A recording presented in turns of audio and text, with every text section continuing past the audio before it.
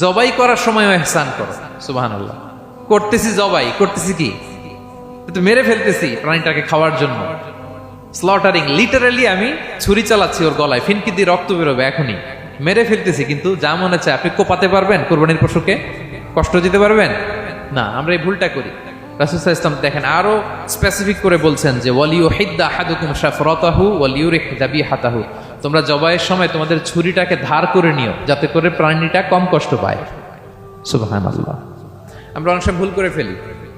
আমরা গরু শোয়ানোর পরে এই রশি কোথায়, এই ছুরি কোথায়, এই কষাই কোথায়, এই যে 7 জনের নামে জবাই হবে এদের নাম কোথায়, গরুটাকে আমরা কষ্ট দিচ্ছি। রাসূল সাল্লাল্লাহু আলাইহি ওয়াসাল্লাম বলে না, মুমিনের প্রতিটি কাজে ইহসানের পরশ থাকে।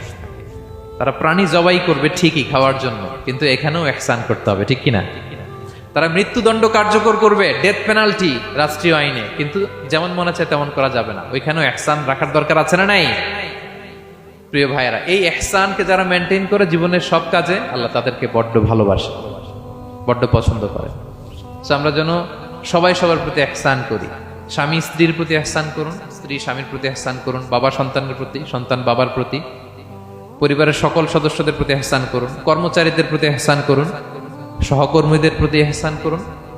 মুমিন জীবনের প্রতিটি কাজে ইহসানের পরশ থাকবে, কারণ ইন্নাল্লাহা ইউহিব্বুল মুহসিনিন। আল্লাহ তাআলা মুহসিনদের